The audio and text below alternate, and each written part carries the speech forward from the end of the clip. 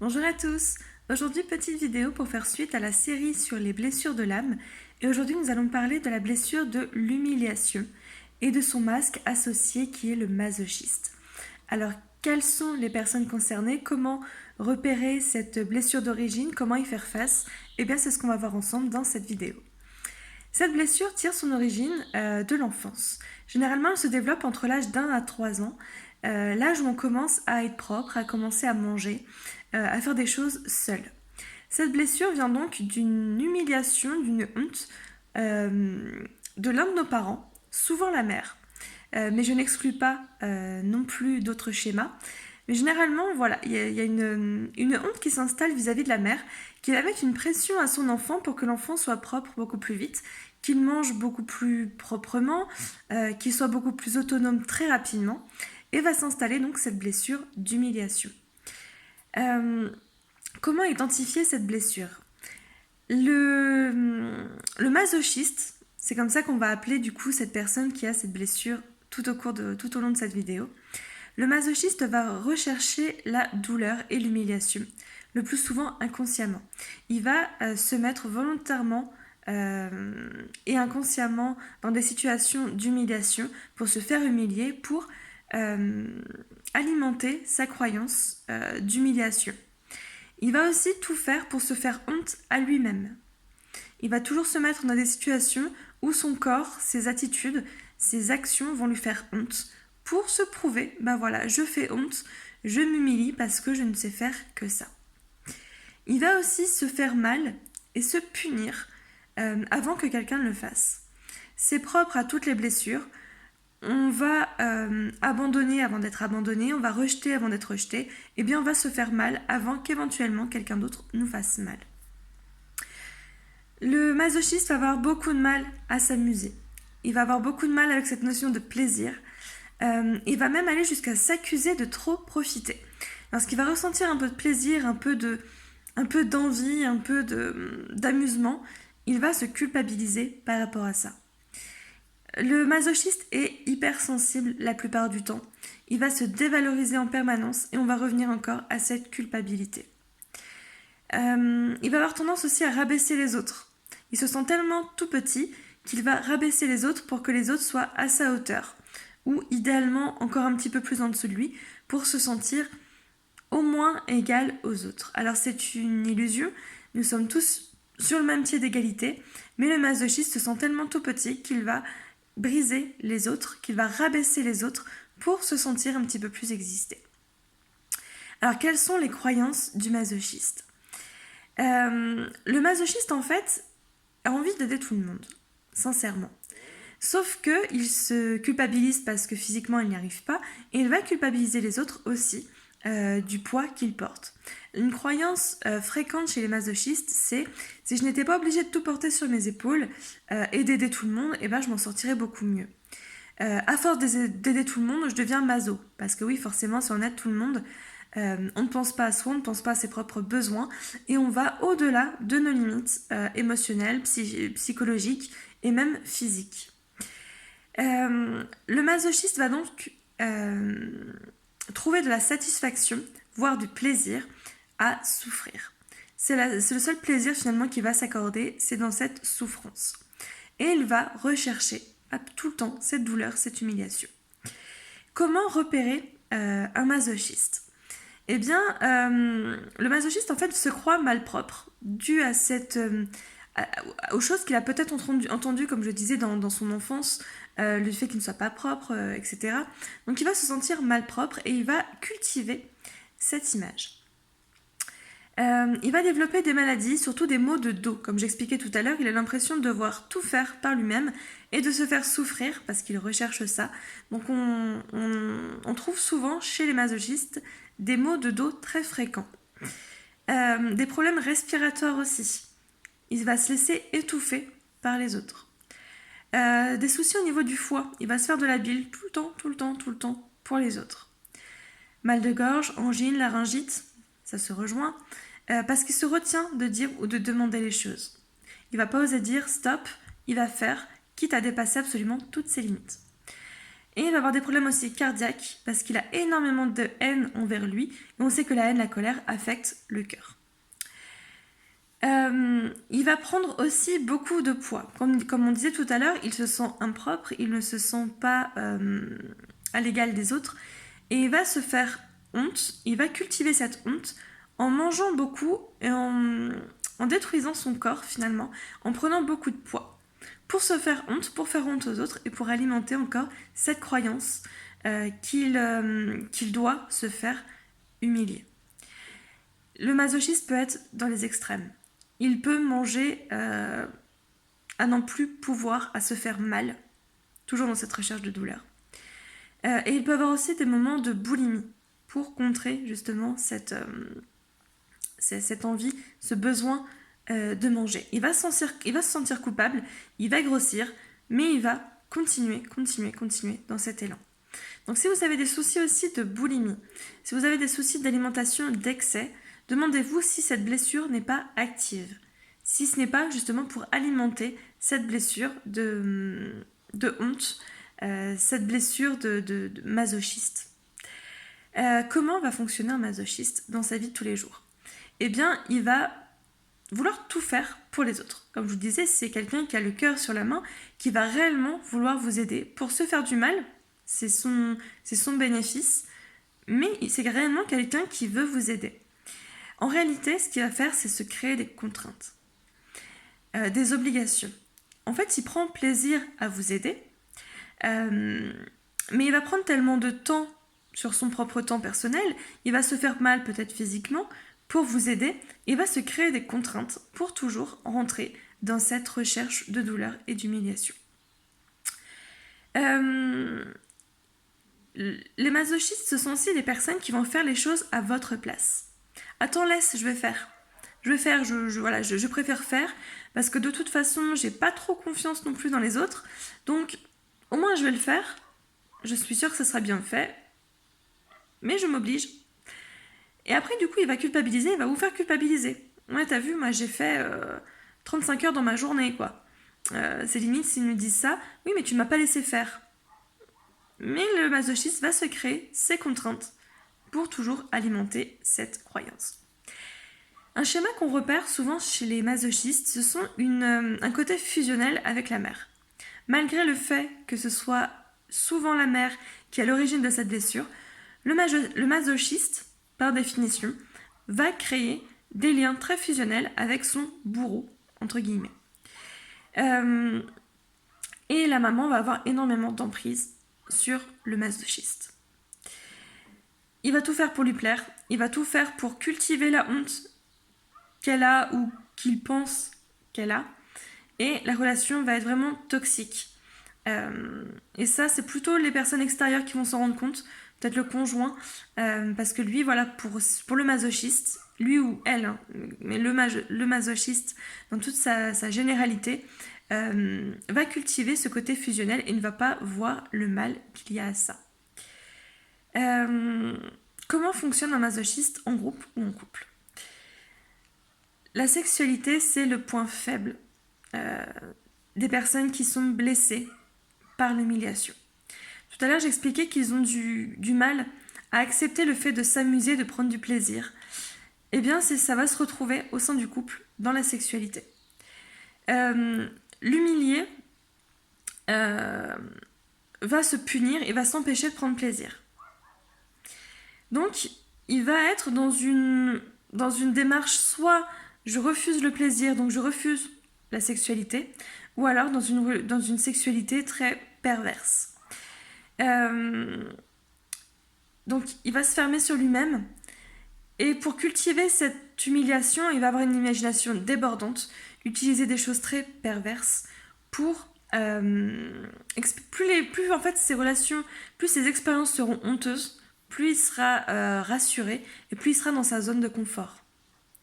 Donc soit il va réprimer cette sexualité pour ne pas entre guillemets avoir trop honte, soit il va l'exprimer et comme l'exprime le nom de son masque, on va avoir affaire du coup à une sexualité masochiste avec du coup des dérives qui peuvent aller très loin parce que comme je l'explique, le masochiste est extrémiste. Donc ça peut être juste des petits jeux d'humiliation qu'il fait subir ou qu'il subit parce qu'il aime subir aussi. Et ça peut aller très très loin dans cet engrenage, surtout si le partenaire en face alimente finalement cette sexualité qui est un petit peu toxique du coup par rapport au masochiste.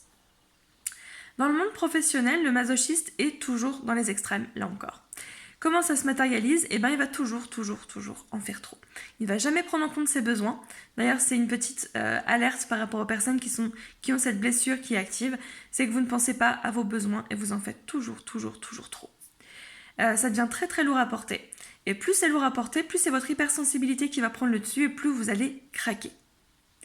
Pour contrer ça, une personne qui est masochiste, c'est un petit peu le petit clown de service. La personne qui va essayer de faire rire tout le monde, de toujours dédramatiser. Le petit clown, et ben cette personne-là est en fait masochiste dans cette optique-là. C'est une personne qui va passer la moitié de son temps dans la séduction et la moitié de son temps à s'ignorer, à ignorer ses besoins. Donc, méfiez-vous en fait de ce masque parce que c'est une personne qui peut paraître toujours dans la rigolade, dans la déconnade, dans le plaisir, alors qu'au fond c'est une personne qui va s'empêcher de prendre du plaisir quel qu'il soit. Pour faire un petit résumé, donc la blessure de l'humiliation, c'est je profite de la faiblesse des autres. Dans les situations professionnelles, c'est je fais des reproches non fondés en infantilisant l'interlocuteur, comme j'expliquais, on fait tout à la place de l'autre. Et dans les relations personnelles, on peut être très vulgaire dans les relations sexuelles et toujours rabaisser son partenaire. Comment s'en guérir?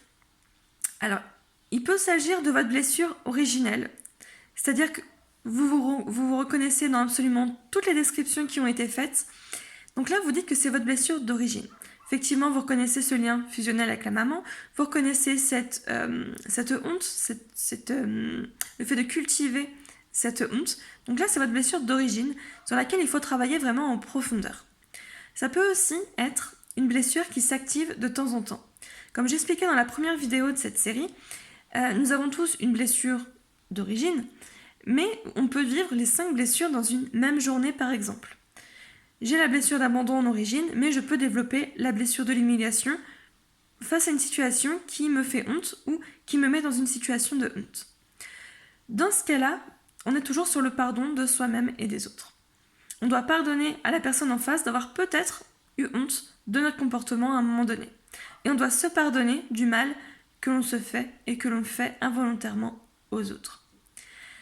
On vérifie ses besoins avant de dire oui. C'est juste la priorité. On vous demande un service, on vous demande un travail ou à la limite même on ne vous demande rien. Avant de vous proposer, checkez votre énergie, checkez vos envies, checkez vos besoins. Est-ce que c'est réellement une bonne idée de vous proposer à ce moment-là? Et osez dire non. Attendez d'être sollicité avant d'agir. C'est un peu une base pour ne pas entrer dans ce fameux triangle de Karpman dans lequel j'ai parlé il y a quelques semaines. Si vous aidez quelqu'un qui ne le demande pas, vous le rabaissez et vous le mettez dans une situation de victime. Tu n'es pas capable de, je me rabaisse, ah bah oui, je vois que l'autre fait à ma place, c'est peut-être que moi j'ai un problème. Alors que pas du tout. Laissez les gens demander. C'est pour leur bien et ça force aussi aux gens à apprendre à demander. Vous ne savez pas vous dire non, eh bien laissez les gens en face se dépêtrer avec ça aussi et oser dire non, oser dire ah bah tiens là j'ai pas la ressource qu'il me faut, j'ai besoin de demander un coup de main. C'est important du coup de laisser les autres s'exprimer. Et un dernier point, c'est oser plutôt exprimer votre sensualité et votre sexualité. Peu importe le moyen dont vous le faites, au fur et à mesure que vous vous débarrasserez que vous guérirez de cette blessure, vous serez moins dans les extrêmes, mais juste acceptez de vous faire plaisir. Vous y avez le droit, vous méritez de prendre du plaisir quel qu'il soit. Que ce soit dans une relation, que ce soit dans une sexualité, que ce soit entre amis, que ce soit dans votre travail ou avec vous-même, vous avez le droit de prendre du plaisir. Donc c'est vraiment travailler sur cette culpabilité. Vous avez le droit de vous amuser, même peut-être plus que les autres à l'instant T. Pour terminer sur cette guérison, la principale raison de cette blessure, c'est la peur de la liberté. On se dit qu'on n'arrivera pas à gérer seul. Et du coup, on va s'imposer des responsabilités tout le temps par rapport aux autres. Le masochiste, en fait, doit avant tout reconnaître qu'il a honte de lui ou qu'éventuellement peut-être quelqu'un a eu honte. Il doit l'accepter, il doit pardonner à l'autre et se pardonner. En pratique, donc on va reconnaître à quel point on a eu honte de soi-même ou combien les autres ont pu avoir honte de nous. On fait un bilan concret. On regarde, on prend conscience de ses actes sans se voiler la face. Il faut être honnête avec ses parts d'ombre également. Oui, on fait des choses qui sont pas toujours justes pour nous, pas toujours justes pour les autres. Eh bien, on va les regarder en face et on va voir ce qu'on peut en faire. On va s'accorder de la place. Vraiment. On va écouter ses besoins. On va écouter ses envies. Ce besoin de s'amuser, ses envies de s'ouvrir, d'assouvir, quoi que ce soit. On va les écouter, on va s'écouter. Plus vous allez vous écouter, plus vous allez mettre de limites, plus vous allez vous amuser, plus vous allez guérir cette blessure. Parce que du coup, moins vous aurez envie de vous faire du mal. Et on en finira avec ces excès au fur et à mesure. Plus vous allez vous autoriser de choses, moins vous serez dans l'excès. C'est un peu comme la personne qui est au régime. Priver une personne de manger telle chose pendant une semaine ou un mois, elle va finir par craquer et aller manger toute la tablette de chocolat. Si vous autorisez la personne à en prendre un carré de temps en temps quand elle en a envie, elle ne se jettera jamais dessus. Donc on évite les excès en s'autorisant à prendre plaisir et à s'écouter. Il y a un petit exercice, quelques petites questions que vous pouvez vous poser pour entrer dans cette phase de guérison. Par exemple, est-ce que j'ai vraiment besoin de plaire pour vivre ? Parce que le masochiste est dans cette recherche de plaire aux autres et d'en faire toujours plus pour leur plaire. Pourquoi j'ai besoin de plaire ? C'est important d'identifier un petit peu la cause de ce besoin de séduction. Comme j'expliquais, le masochiste passe la moitié de sa vie à essayer de séduire. De la mauvaise façon, mais il va être dans cette démarche. Quelles sont les émotions qui ressortent à ce moment-là ? Quelle partie du corps s'exprime à travers la douleur, par exemple ? Et quel état émotionnel va me permettre d'apaiser ces douleurs ? Voilà globalement pour le portrait du masochiste et de cette blessure de l'humiliation, qui est une blessure qui, j'ai envie de dire comme les 5 autres, est difficile à vivre aussi, mais on peut en guérir. Donc je vous dis, l'important c'est de savoir si c'est votre blessure d'origine, si vous vous reconnaissez vraiment profondément dans ce portrait et si vous identifiez l'origine du niveau de l'enfance, au niveau de la mère, etc. Ou si c'est juste une blessure qui en plus s'active. Au moins vous avez tous les tenants et les aboutissants de cette blessure. Vous savez où vous situez. Vous savez si la blessure est active à 100%, c'est-à-dire si vous reconnaissez dans absolument tous les points, ou si elle est active à 10, 20, 30, 50%, à l'instant T. Le principal, c'est de l'identifier, de se dire « Ok, je suis là actuellement dans le rôle de masochiste, donc qu'est-ce que je peux faire ?» Et bien comme on a dit, je m'occupe de moi, je pose mes limites, je pardonne, j'arrête d'être dans la séduction, est-ce que j'ai vraiment besoin de séduire pour ça ?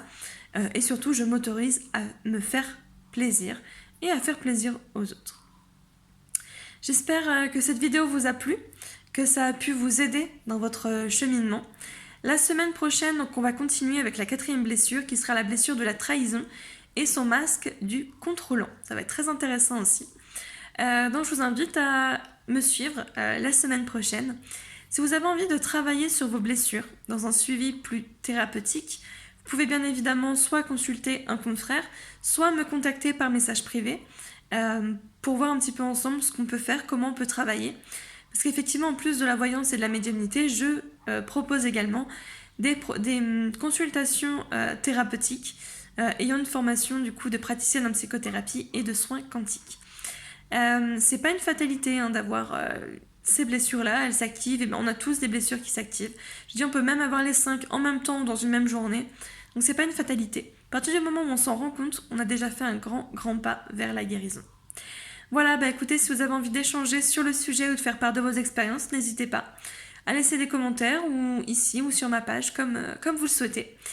Et écoutez, je vous souhaite une très belle fin de journée et je vous dis à très vite.